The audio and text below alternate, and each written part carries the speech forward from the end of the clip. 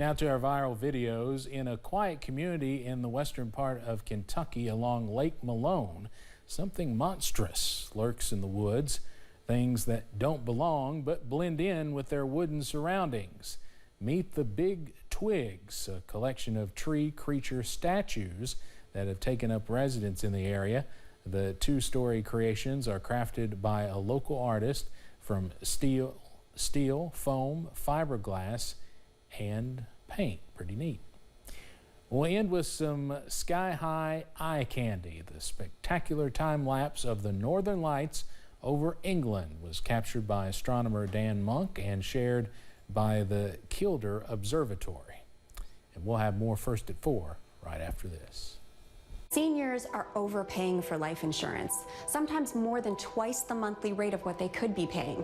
If you've bought a guaranteed acceptance plan, please pay close attention. A 60-year-old male pays almost $90 a month for less than $11,000 in coverage with a guaranteed acceptance plan. But Senior Life Insurance Company qualified him for $11,000 in whole life protection for less than $48 a month. That cut his monthly life insurance rate in half and saved him over $500 a year. A 75-year-old female could save over $50 a month for more coverage by switching to Senior Life. That's a savings of over $600 a year. Call Senior Life now to compare your current policy and see how we could save you hundreds of dollars a year on your life insurance.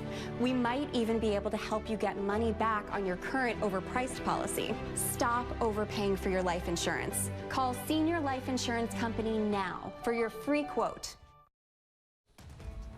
Coming up, the SOAR Summit is just weeks away. We talk with the executive director about some of the topics that will be discussed at this year's event.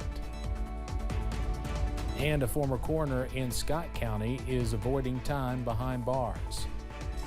Plus, Ian's leftovers are long gone, but sunshine is making a long-awaited return. The latest on a beautiful week ahead coming up as First at 4 continues.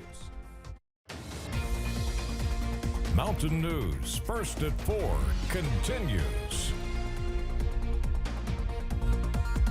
The Shaping Our Appalachian Region, or SOAR Summit, will return to Pikeville on October 19th and 20th.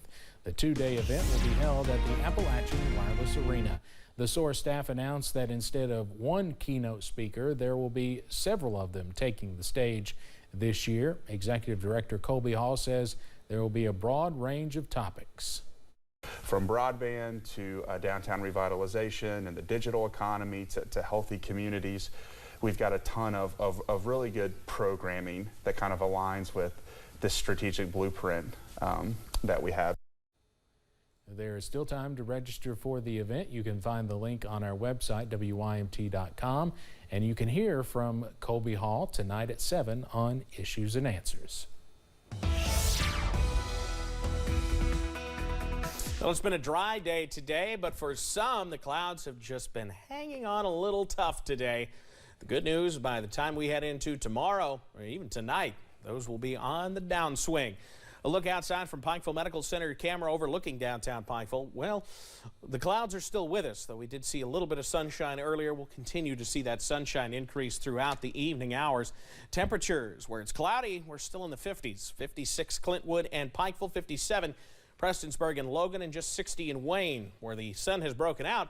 66 in Hazard, 68 in Manchester, 69 Irvin, and 70 in Somerset. You see those clouds continuing to push south of the region as what's left of Ian continues to push on out of the region. So as we head through the evening hours, mid-60s by 5 o'clock with sunshine returning. Mid-50s as we head towards the evening, late evening hours, and then overnight down into the 40s. And I think some of us are headed into the 30s as we run into tonight. The latest on when we could see a warm-up followed by a big cool-down, that's coming up in a few minutes. Steve? Evan, thank you.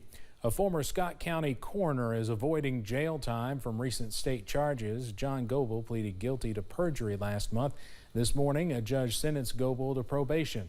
Goble was arrested back in 2017 for his part in a scheme to illegally buy and sell Kentucky State Police guns and ammunition. He was also charged in federal court and pleaded guilty to one count of conspiracy to defraud the United States. Fred Peters, Goble's attorney, hopes the final chapter for Goble will not tarnish the record of service he gave to the community. You know, he had a very long career of public service in the police department and the coroner's office, and I hope he won't be judged about what happened at the end. He's done a lot of good for this community. He was involved for a long time, but it's all over now. Goebel has 12 months of home incarceration and 2 years of probation for the federal crimes he committed. Jury selection started this morning in the trial for Darrell Brooks, the man who reportedly drove his SUV into a crowd of people in Wisconsin. 6 people were killed and dozens injured in the incident, which occurred during a Christmas parade last November in Waukesha. Court records claim public defenders requested Brooks's plea of not guilty by reason of insanity be withdrawn in September. Prior to that, attorneys said Brooks has mental issues which sparked the fatal crash. Jury selection could take at least 3 days to complete.